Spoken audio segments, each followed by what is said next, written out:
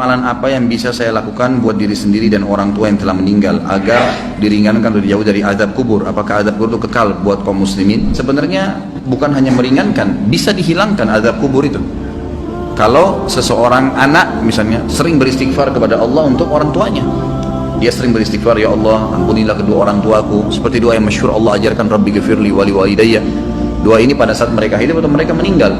Bukan mustahil karena seringnya orang mendoakan, maka dosa-dosanya diampuni oleh Allah. Dan kalau dosanya sudah bersih karena istighfar anaknya, maka bisa saja dia selamat dari azab kubur, nggak diazab lagi, gitu kan. Kalau dia hanya sekedar mendoakan beberapa kali dan memang kadar dosanya belum bersih, maka azab kubur akan datang, tapi pasti memang meringankan. Cuman saya bahasakan bisa saja hilang, bisa saja hilang. Kalau penanya ini yang maksudkan adalah apa yang saya harus kerjakan selama saya hidup, perbanyak amal soleh, semua amal soleh. Jangan tinggalkan peluang apapun dalam mengerjakan kegiatan atau perbuatan amal soleh apapun, sekecil apapun, apa saja, senyum dengan muslim, bersedekah dengan 1.000 rupiah, apa saja yang kebetulan Allah sedang mudahkan di depan mata kita, jangan disia-siakan, kerjakan semua. Sebagaimana sabda Nabi SAW, la tahkiranna minal ma'rufi syai'a, jangan pelit-pelit dengan perbuatan amal soleh. Kita temui ada satu orang yang lagi sedih, senangkan dia, tanya ada masalah apa, hibur, berikan nasihat. Ada orang yang sedang salah, luruskan dengan nasihat. Ada orang sedang butuh, kita bantu. Ada orang sedang sakit, dijenguk. Ada orang yang sedang terdolimi, kita tolong, gitu ya. Seperti itu. Jadi memang apa saja amal soleh. Ada orang yang sedang minta-minta, kita berikan. Jadi memang kita melakukan amal-amal soleh dan tidak ya memilih-milih amal soleh tersebut. Kita tidak pernah mengetahui kadar pahala yang telah Allah janjikan. Lakukan saja. Ada satu wanita namanya Zubaidah. Zubaidah ini istrinya Harun al-Rashid. Kalau teman-teman pernah dengar, ada satu khalifah Abbasi, ya, dinasti Abbasiyah namanya Harun Rashid. Orangnya sangat terkenal dengan wibawahnya, dengan kekuatan militernya. Waktu itu Islam sangat berjaya gitu. Istrinya namanya Zubaidah, terkenal sekali. Zubaidah ini suka bersedekah. Sampai sekarang kalau Bapak Ibu sekalian lagi melewatin antara Arafah ke Muzdalifah, itu ada seperti benteng, bangunan lama gitu, cukup panjang berapa kilometer, itu dibangun oleh Zubaidah untuk memberikan minum jemaah haji karena sukanya beramal saleh gitu. Subhanallah, dinukil dalam buku-buku yang tujuannya menceritakan masalah keimanan. Pada saat Zubaidah meninggal, maka ada salah satu dari kerabatnya mimpi melihat Zubaidah. Lalu kerabatnya ini menanyakan, yang sering dibantu oleh Zubaidah, bagaimana Allah balas kamu dengan pancuran air yang kamu buat berapa kilo itu di Arafah? Kata dia, tidak ada satupun yang saya dapatkan pahala karena saya melakukannya riya untuk manusia. Lalu bagaimana keadaanmu? Kata kerabatnya, dia bilang, Allah telah ngampuni saya dengan sholat malam 2 rakaat sholat malam yang saya rutin jaga setiap malam. Justru karena itu Allah ampuni. Kita nggak pernah tahu amal soleh mana yang Allah ampuni dosa-dosa kita. Maka kerjakan semua amal soleh, semua, jangan dipilah-pilah. Ada teman-teman subhanallah masuk masjid, ada kesempatan sholat sunnah qabliyah, enggak, duduk sibuk dengan HP-nya. Ada kesempatan lagi macet jalanan, bisa buka HP untuk baca Quran, bukan baca SMS, baca Al-Quran, beberapa ayat bisa dilakukan sebenarnya, gitu ya. Tapi nggak dilakukan. Ada orang yang lagi minta, dibisikin sedikit sama syaitan, sudahlah, dia sudah mampu, nanti aja, nanti di depan, kita nggak sedekah. Enggak, semua peluang amal soleh lakukan, semua amal soleh lakukan. Dan ingat, untuk beramal soleh harus Bapak Ibu sekalian dipaksakan, nggak bisa. Kalau Bapak Ibu tidak paksakan sholat malam, percaya lisan saya tidak akan pernah sholat malam sampai mati.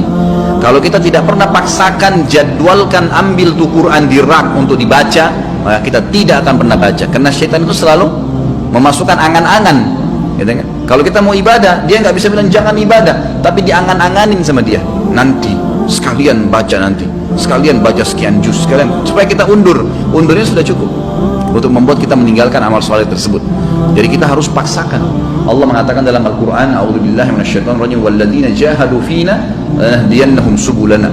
Orang-orang yang memaksakan diri untuk menempuh jalan-jalan kami, maksudnya perintah-perintah kami, mengerjakan kewajiban yang sunnah, semua dijadwalin sama dia, dipaksakan diri, kami akan pandu dia menuju ke jalan-jalan kami.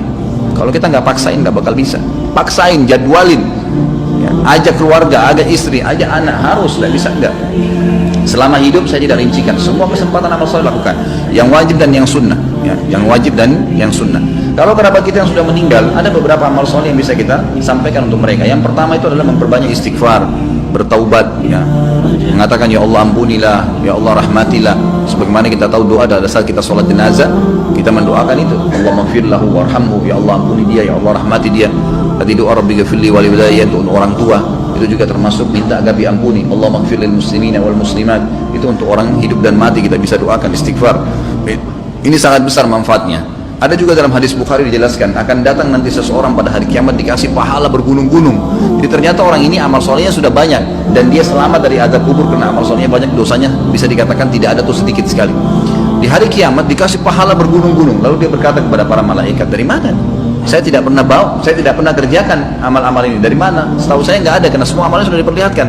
Dia bilang ini istighfar anakmu untukmu. Karena pada saat istighfar, ya Allah ampunilah kedua orang tua, atau kita mengatakan Rabbi ghafirli wali walidayya, ternyata dosa mereka memang sudah bersih, udah nggak ada lagi, maka tetap itu dijadikan sebagai pahala karena tidak ada pembersihan dosa, maka jadi pahala buat mereka. Kemudian ilmu yang bermanfaat yang dia milikin, yang pernah diajarkan kepada kita, makanya saya sarankan orang tua agar selalu tiap hari berbicara dengan anak-anak, titipkan selalu pesan-pesan agama kepada mereka, masalah sholat, masalah apa saja, maka mungkin mereka akan jadikan sebagai prinsip hidup. Itu ilmu yang bermanfaat. Karena tidak semua orang bisa jadi penulis. Kalau antum bisa jadi penulis itu sangat bagus, menulis banyak karya tulis kemudian dibaca oleh orang-orang, itu sangat luar biasa. Seperti Syekh Abu Bakar Jazair sekarang, bukunya yang kita bedah ini, beliau sudah meninggal rahimahullah dan kita bisa belajarin ilmunya gitu kan. Tapi kalau tidak, maka apa saja. Termasuk ulama mengatakan kalau seorang ibu mengajarkan anaknya cara masak dan dia praktikin dalam hidupnya, itu ilmu yang bermanfaat. Seorang ayah mengajar anaknya untuk ke masjid, laki-laki misalnya, mengajar anak-anak untuk mewajibkan mereka untuk pakai jilbab, lalu jadi prinsip hidup mereka, itu semua ilmu yang bermanfaat. Itu semua ilmu yang bermanfaat. Kemudian sedekah jariyah yang ketiga, sedekah yang berjalan terus, ya, program-program perbaiki masjid, ya, rumah anak yatim. Dan ada di sini yang saya ingin ditiberatkan, yang banyak dilupakan oleh kaum muslimin, ya. Kita masih jarang sekali berpikir untuk membiayai para dai-dai dan ulama-ulama kita. Ada tulisan buku yang insya Allah juga sudah saya tulis, ya, dan insya Allah saya terus akan penuhi poin-poinnya. Saya judulnya itu Wahai Muslim muliakanlah ulama. Kita kadang-kadang berpikir atau belum berpikir, ya, kalau bertemu antara seorang alim ulama, memang dia sangat luar biasa ilmunya. Bertemu antara dia, kata ulama, ini pendapat para ulama, seorang alim bertemu dengan seorang fakir miskin, tapi si alim juga ini kehidupannya pas-pasan, yang mana didahulukan? Kata para ulama, si alim yang didahulukan dari si fakir miskin, karena dia juga dalam keadaan miskin. Kenapa? Karena satu orang alim itu bisa memberikan manfaat kepada jutaan umat dibandingkan dengan orang fakir miskin yang tidak punya ilmu, sampai pada tingkat itu.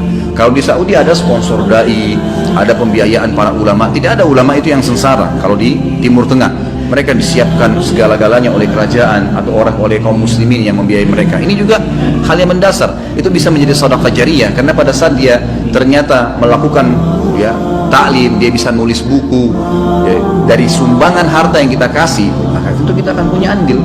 Masjid dibangun, rumah anak yatim, memperbaiki janda-janda, rumah-rumah janda, kemudian membantu kaum muslimin kayak sekarang yang lagi, ya, tersiksa, ditampung mereka, kita sumbang. Itu semua hal-hal mendasar yang bisa menjadi perbanyak, ya, amal kita nanti pada saat meninggal. Kemudian haji dan umrah ini juga dibolehkan bagi orang yang hidup menghajikan dan mengumrahkan orang yang sudah meninggal atau orang yang sudah tidak mampu. Hadis Bukhari menjelaskan masalah itu. Seseorang datang kepada Nabi SAW berkata, ya Rasulullah, sungguh ya Rasulullah, orang tua saya, ayah saya sudah tidak mampu mengadakan perjalanan haji, umrah, bahkan musafir, tapi masih hidup, sudah tua sekali nggak mampu. Apakah boleh saya haji dan umrah untuknya? Kata Nabi SAW, umrah dan hajilah untuknya. Berarti orang tidak mampu boleh. Orang yang sudah meninggal adalah hadis Bukhari juga, seseorang sahabat pada saat sedang haji bersama Nabi SAW, lalu dia berkata, ya Allah, labbaik Allahumma hajjan an syubrumati. Saya Allah, saya niat haji untuk syubrumah, keluargaku yang sudah meninggal. Lalu Nabi SAW mengatakan, ahajjta an nafsik, kau pernah haji nggak buat dirimu? Dia bilang, belum ya Rasulullah. Kata Nabi SAW, huj an nafsik thumma huj an syubrumati. Haji dulu buat dirimu, baru kau boleh hajikan kerabatmu yang sudah meninggal. Hadis ini juga menjelaskan bolehnya haji dan umrah untuk kerabat. Ini kurang lebih yang diberikan gambaran oleh para ulama.